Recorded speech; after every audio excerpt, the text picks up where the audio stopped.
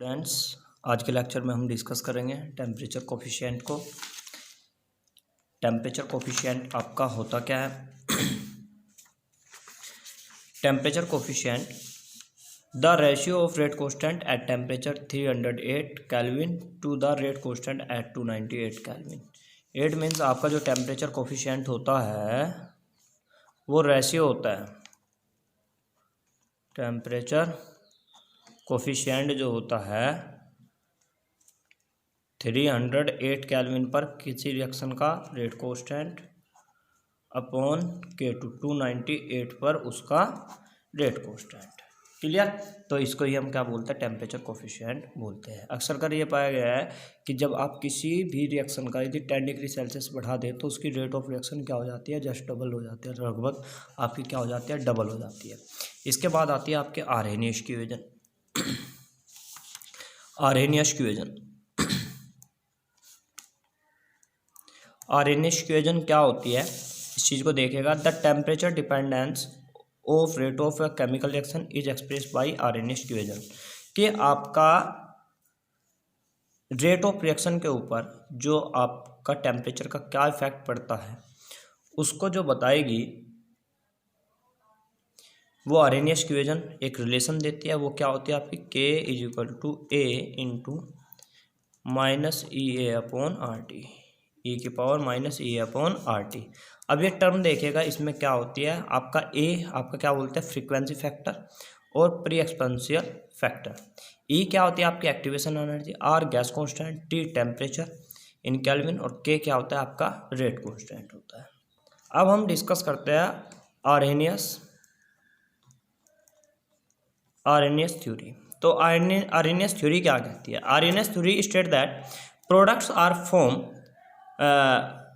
From through the intermediate और activated complex. कि कोई भी प्रोडक्ट होता है वो आपका इंटरमीडिएट या हम उसको क्या बोलते हैं?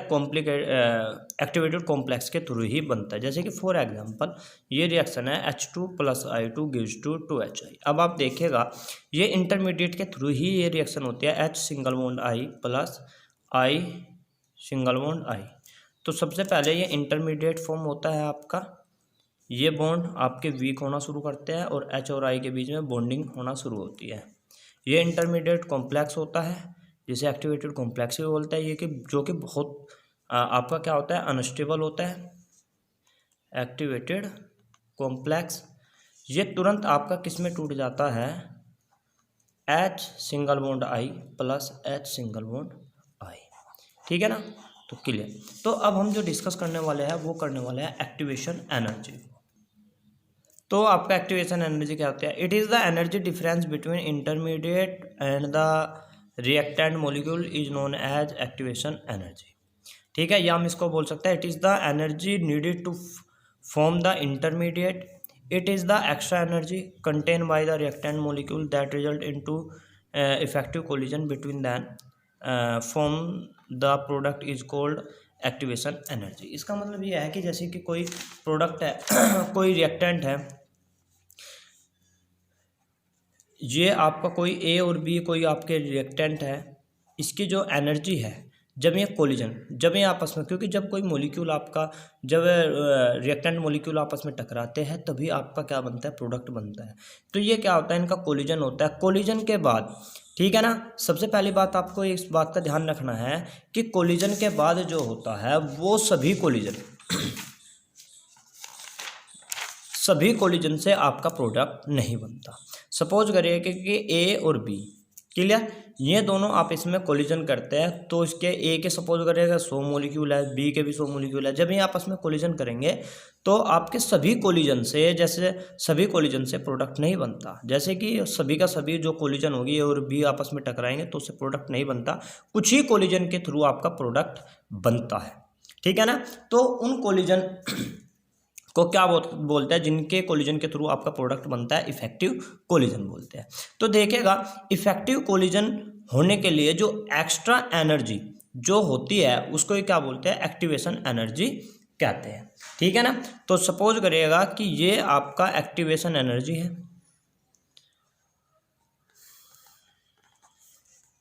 ये आपकी ए रिएक्टेंट की, ए और बी रिएक्टेंट की एनर्जी है। जब ये कोलिजन करते हैं तो ये इतनी एनर्जी गेन कर लेते हैं, तो इस एनर्जी को ही हम क्या बोलते हैं, एक्टिवेशन एनर्जी बोलते हैं। एक्स्ट्रा एनर्जी नीडेड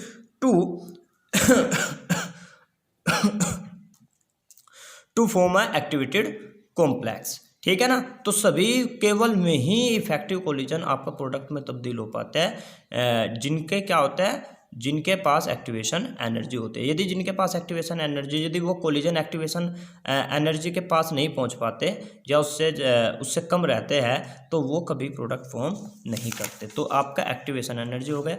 अब आता है मैक्सवेल बोल्ट्जमैन डिस्ट्रीब्यूशन कर्व। तो मैक्सवेल बोल्ट्जमैन डिस्ट्रीब्यूशन कर्व क्या कहता है, अब आप इस चीज़ को देखिएगा। ये सपोज करिएगा फ्रैक्शन ऑफ मॉलिक्यूल है, फ्रैक्शन ऑफ मॉलिक्यूल,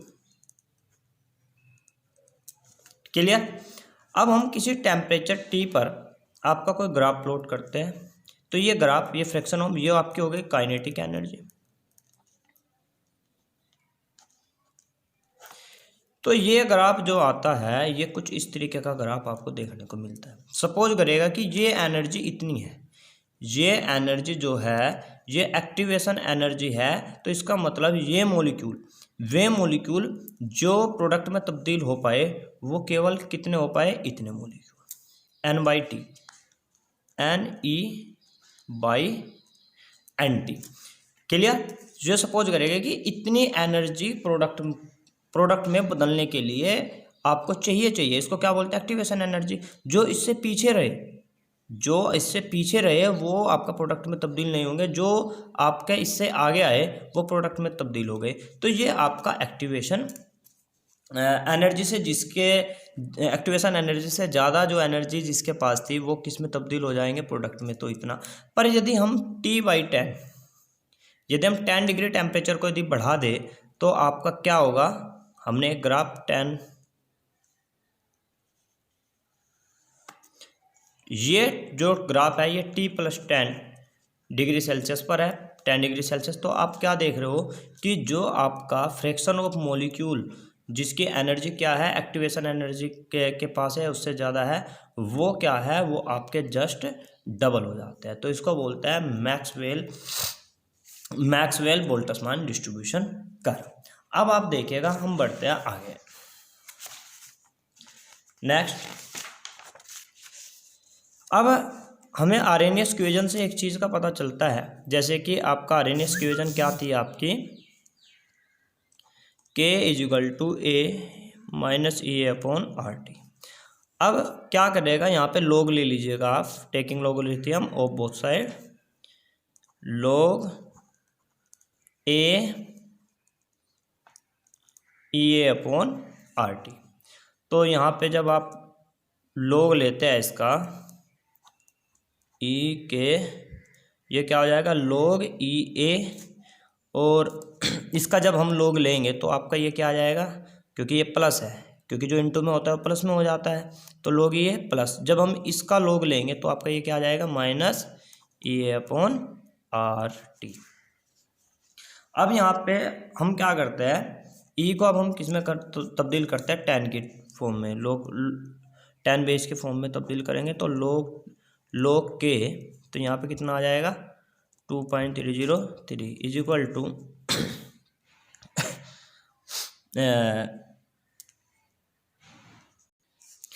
तो ये log 2.303, तो ये कितना हो जाएगा, 2.303 log A-E/RT।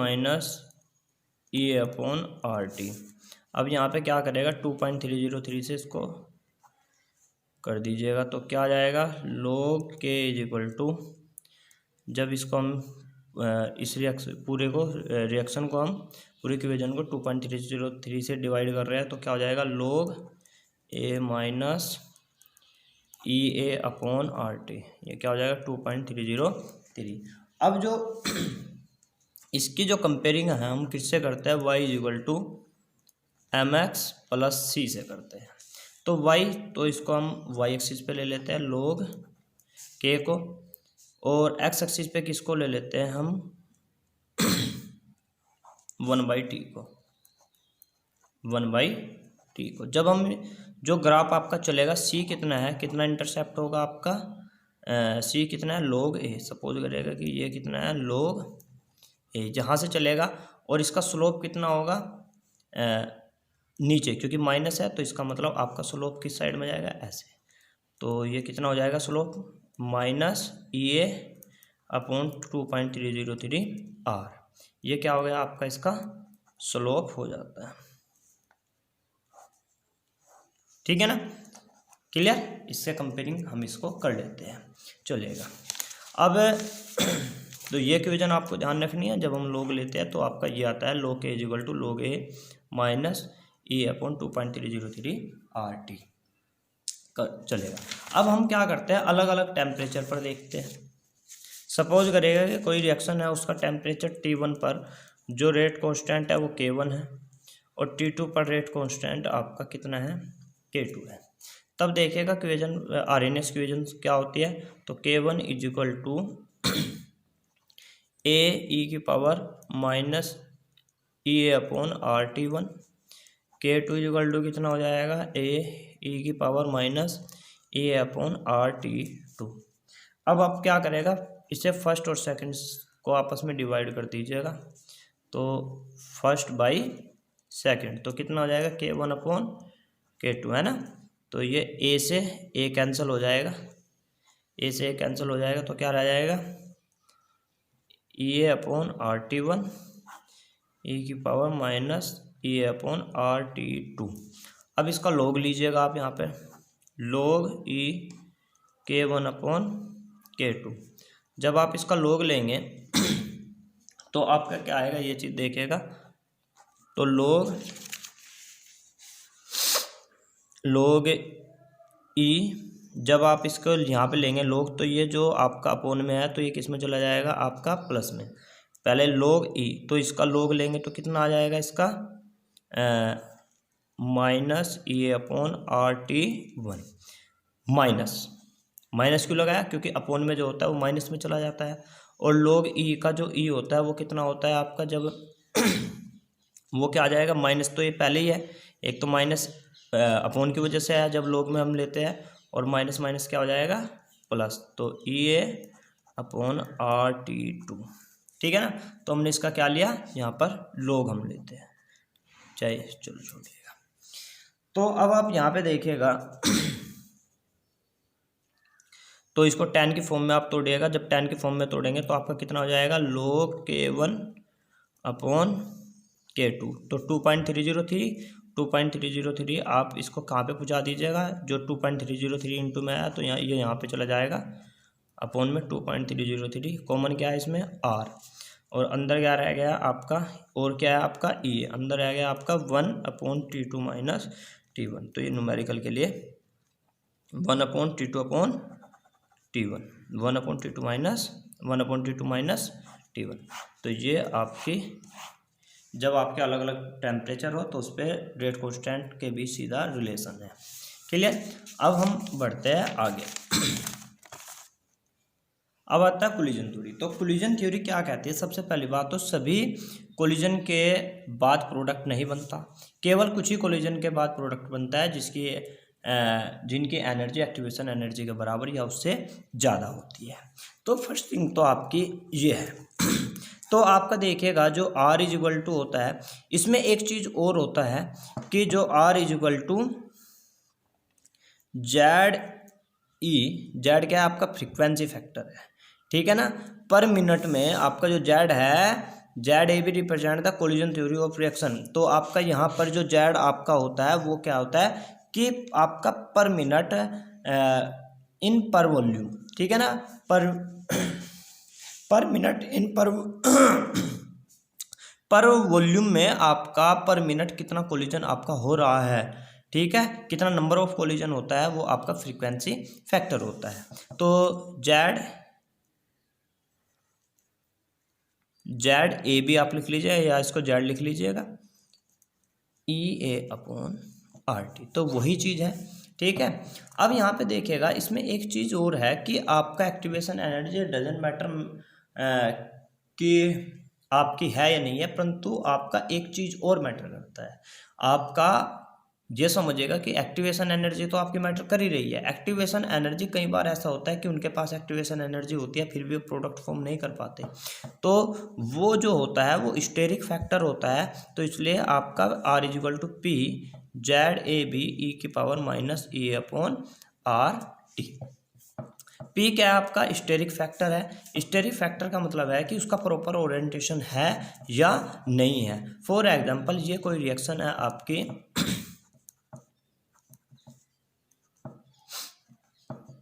हम यहाँ पे क्या कर रहे हैं, ये आपका पॉजिटिव, ये आपका नेगेटिव।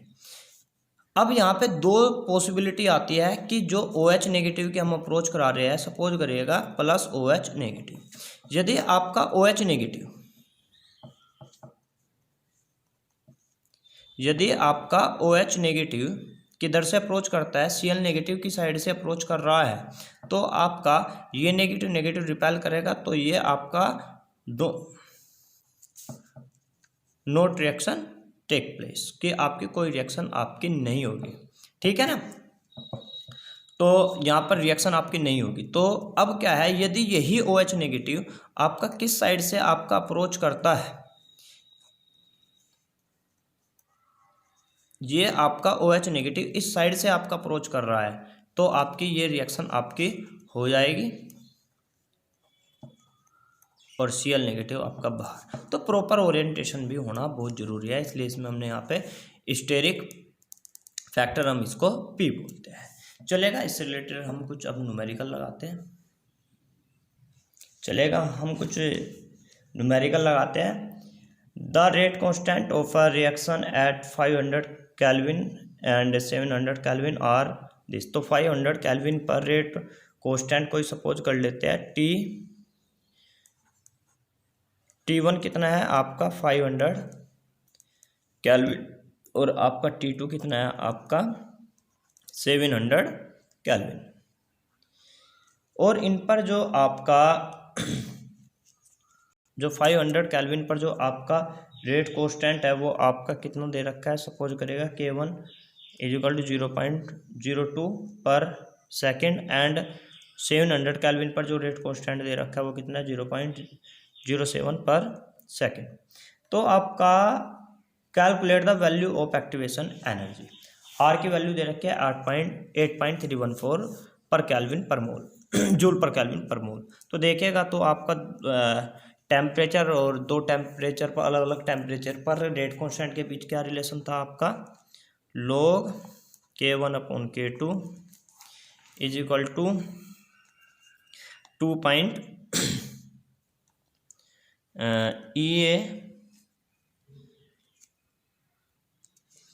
EA अपॉन 2.303 और 1 upon T1 minus 1 upon T2 minus 1 upon T1। ठीक है ना, तो ये आपका दे रखा है।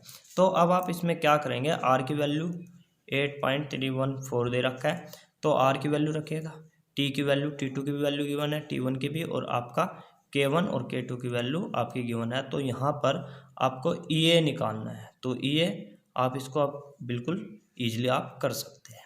क्लियर, तो इस तरीके से ही आपके वहाँ पर क्वेश्चन मिलते हैं। ठीक है, और आपको ये क्वेश्चन कर लेना। चलो एक क्वेश्चन मैं आपको और बता देता हूँ। चलो कोई क्वेश्चन ले लेते हैं आपका ये, log K is equal to 14.2 minus 1 multiply 10⁴ upon T। तो इसमें क्या है, आपको क्या बताना है, एक्टिवेशन एनर्जी बतानी है। ये आपको कोई इक्वेशन दे रखी है। तो सबसे पहली बात, इसकी जो कंपेयरिंग है आप किससे कर लीजिएगा, जो आर्हेनियस इक्वेशन का लॉग लेने पर जो इक्वेशन आई थी वो क्या आई थी आपकी, log K is equal to log A minus EA upon 2.303 RT। तो ये इक्वेशन आपकी आई थी जब आर्हेनियस इक्वेशन का हमने log लिया। तो इसको इससे क्या कर दीजिएगा, कंपेयरिंग कर दीजिएगा। तो log A is equal to किसके आ गया 14.2 के, और भैया आपका EA अपॉन 2.303 R, तो किसके आ गया, क्योंकि ये तो 1/T, तो ये जो वैल्यू बची है वो किसकी बची है, आपकी E/2.303, E/2.303 R is equal to किसके आ गया 1 × 10⁴। तो यहाँ पे R की वैल्यू आपको कितनी होती है, तो EA is equal to 2.303 R की वैल्यू कितनी होती है 8.314 × 10⁴। तो इसको मल्टीप्लाई कर दीजिएगा तो ये आपका E आ गया। तो इसको इससे कंपेयरिंग करनी है, ठीक है। तो इस तरीके से आपको क्वेश्चन करने हैं और इस तरीके से आपका यहाँ पर केमिकल काइनेटिक्स चैप्टर फिनिश होता है। Thank you.